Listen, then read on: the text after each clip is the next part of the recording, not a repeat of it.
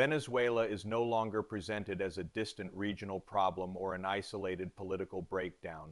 In the narrative of this documentary, it becomes something far larger, a test case for how power is exercised in a changing global system. What began as a crisis defined by internal instability has evolved into a revealing example of how major powers now assert influence, defend interests, and signal authority to the rest of the world. The situation exposes not only the fate of one country, but the methods and assumptions shaping contemporary power politics. At the center of this transformation is the recognition that Venezuela sits at the intersection of economics, energy, and geopolitics. Its significance does not stem solely from domestic conditions, but from how external actors have responded to them. The way pressure has been applied, justified, and escalated reveals a broader shift in how global influence is exercised. Venezuela becomes a lens through which the changing behavior of powerful states can be examined, particularly when traditional diplomatic frameworks appear insufficient or inconvenient. The case highlights a movement away from the language of shared responsibility and toward direct leverage. Economic tools, military signals, and unilateral decisions take precedence over multilateral consensus. This is not portrayed as an accidental outcome, but as a deliberate approach that reflects changing priorities, Venezuela's. Experience demonstrates how power is increasingly tested in real-world conditions, where the response to resistance matters as much as the objective itself. What makes this situation especially revealing is the international reaction it provokes. Other states are not merely observing events in Venezuela. They are drawing conclusions from them. The handling of this crisis sends signals about reliability, restraint, and the limits of international norms. Venezuela thus functions as a proving ground, showing how far established rules can be stretched and what consequences follow when they are. In this context, Venezuela is no longer just a subject of humanitarian concern or regional diplomacy. It becomes a benchmark for understanding a wider transition in global order. The actions taken there, and the reasoning used to justify them, offer insight into how power is increasingly defined by enforcement rather than persuasion. The country's experience captures a moment where established systems are tested under pressure, revealing both their strength and their fragility. The approach taken by the United States toward Venezuela illustrates a clear departure from methods that once emphasized alliances, institutions, and shared decision-making. In this case, influence is exercised through direct pressure rather than collective agreement.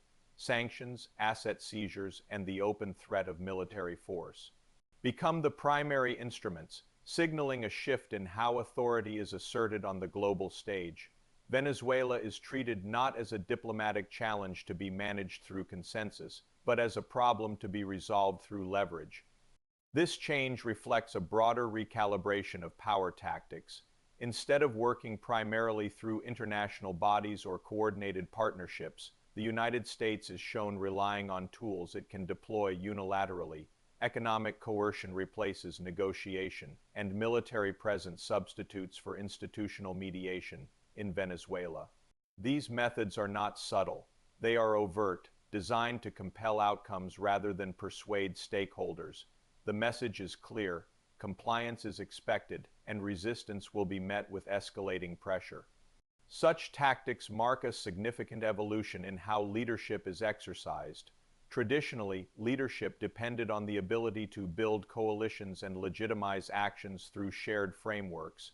In contrast, the strategy applied in Venezuela places less emphasis on legitimacy derived from institutions and more on raw capability. Power is demonstrated through the ability to impose costs quickly and decisively, even if broader support is limited or absent. This shift also reveals an underlying assumption about effectiveness. The use of sanctions and force is presented as a faster, more controllable means of shaping outcomes. Venezuela becomes a proving ground for this assumption, testing whether coercion can replace consensus as a sustainable strategy. The reliance on these tools suggests confidence that dominance can be maintained without the slow processes of diplomacy and alliance building. However, the approach carries implications beyond Venezuela itself. By prioritizing coercion, the United States signals a willingness to bypass the systems it once helped construct.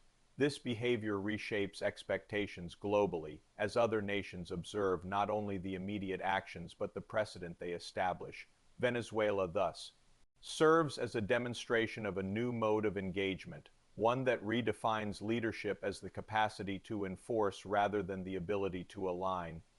The international perception of these actions forms a critical part of the Venezuela case.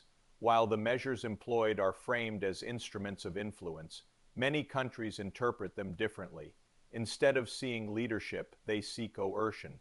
The distinction matters because leadership implies consent and shared purpose, while coercion relies on fear of consequences.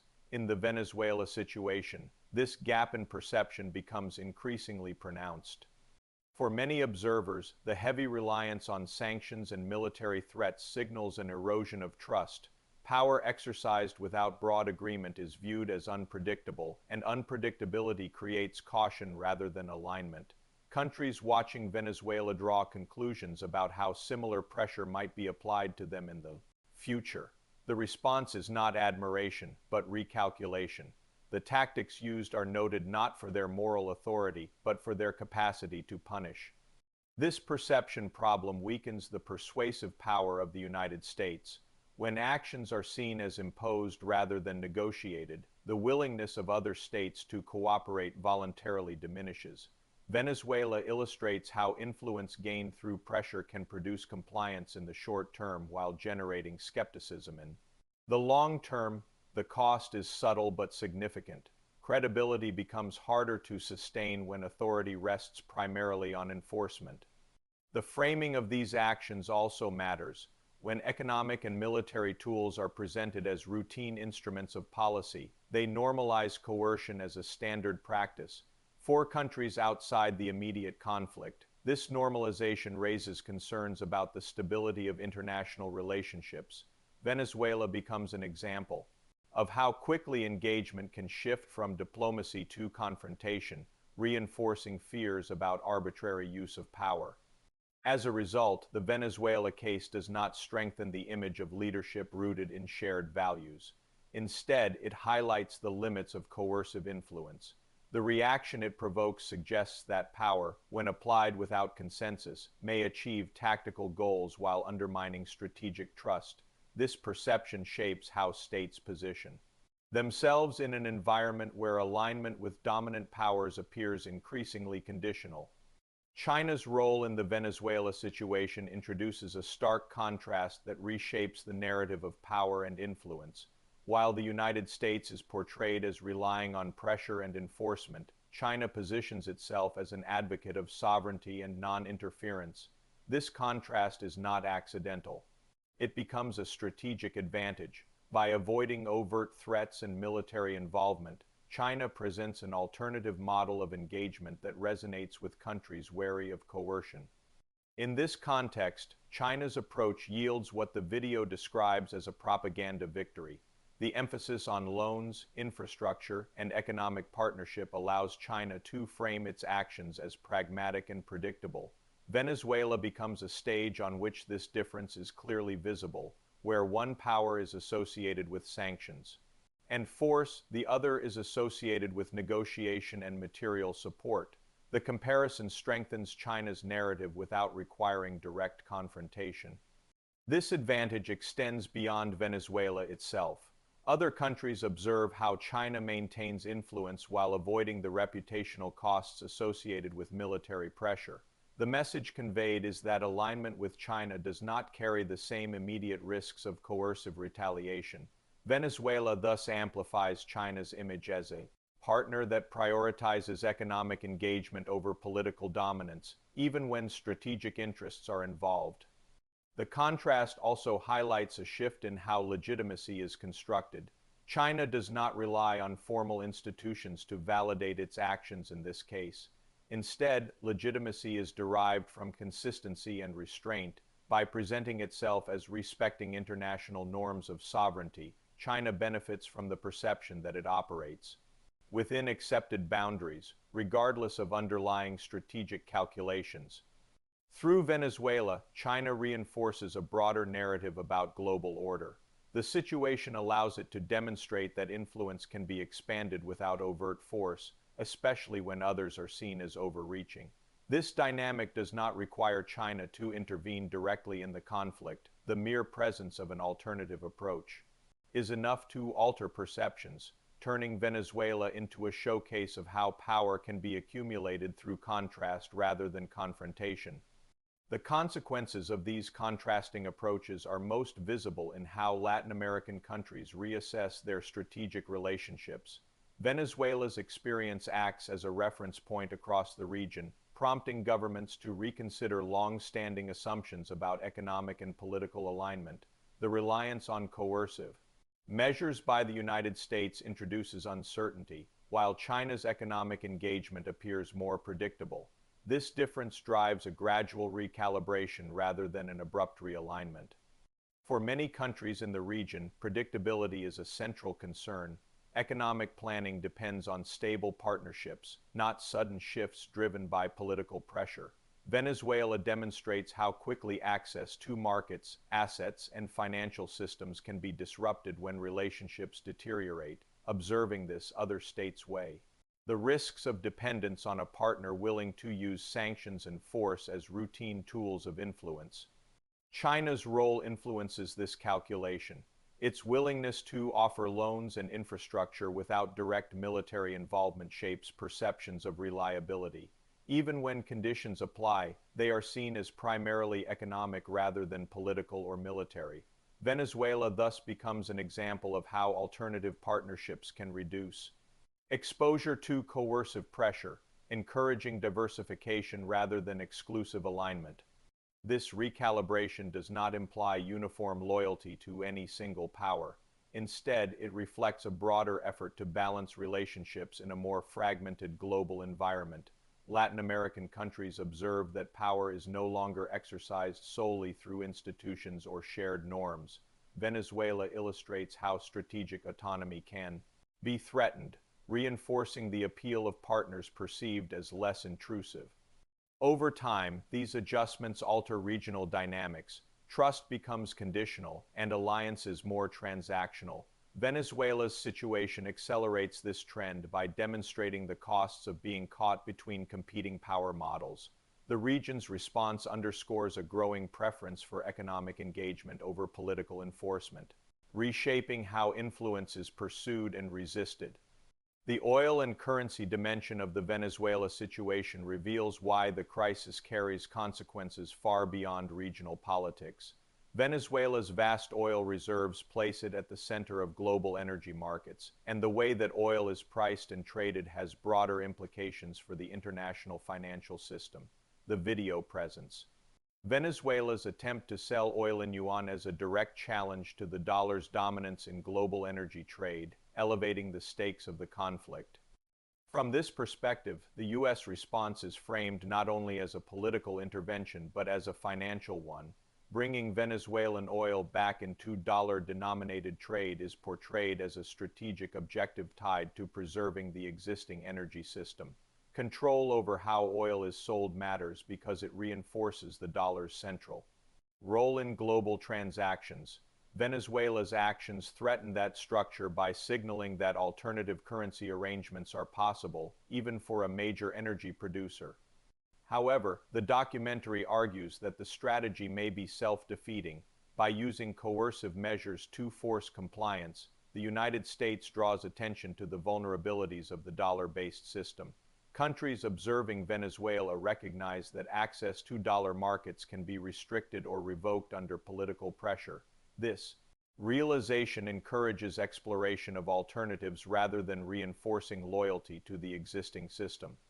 The attempt to reassert control over Venezuelan oil thus carries unintended consequences. Instead of stabilizing dollar dominance, it may accelerate the search for non-dollar energy arrangements.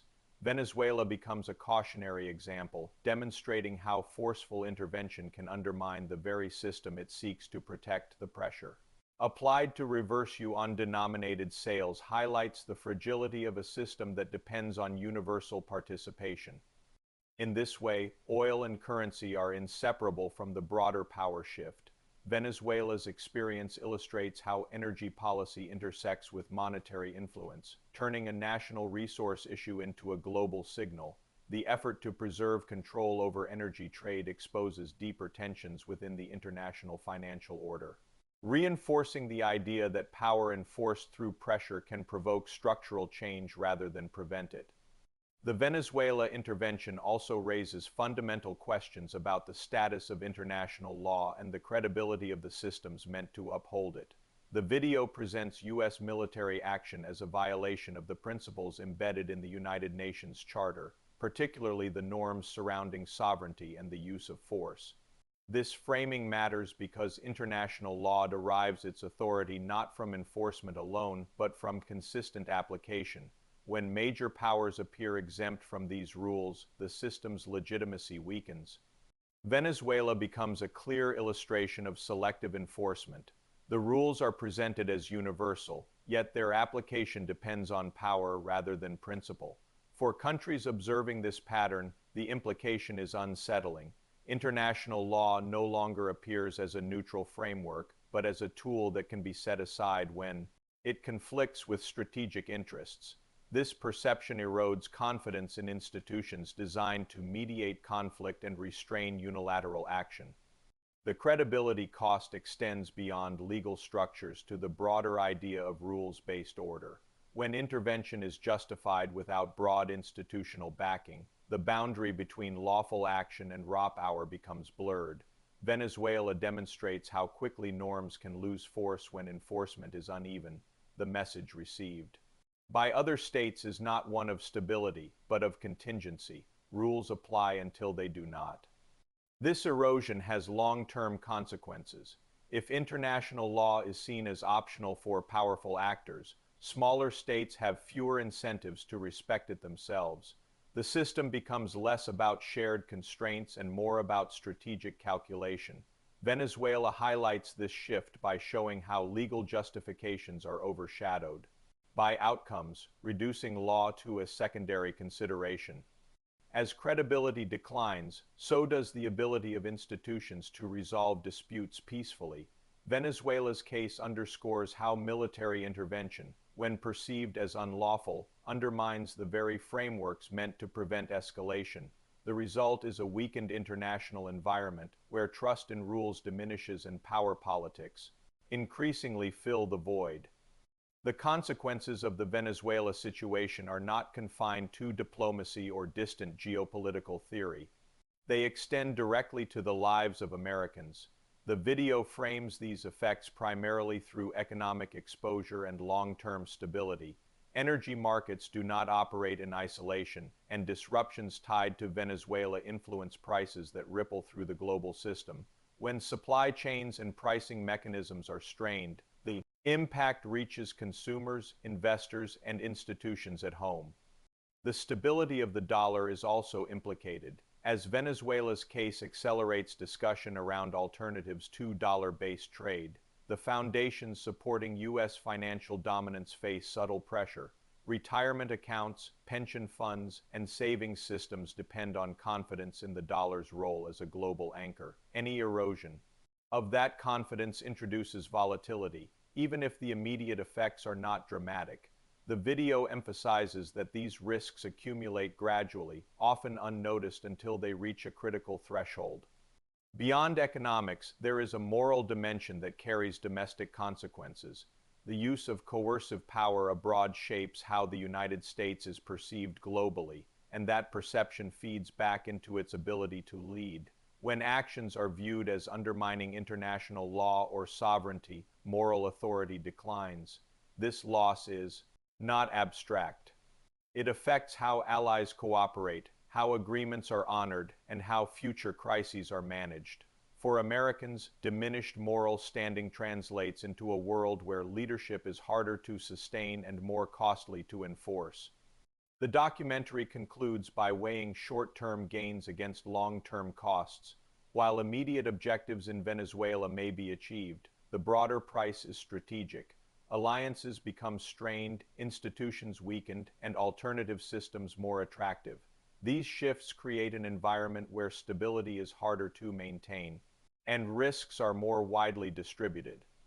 For Americans, the Venezuela case serves as a warning rather than a victory. It illustrates how power exercised without restraint can generate hidden liabilities. Economic uncertainty, institutional erosion, and moral decline do not remain overseas. They eventually surface at home. The situation underscores that in a connected world, the consequences of power politics are shared, even when the decisions are made far from domestic audiences.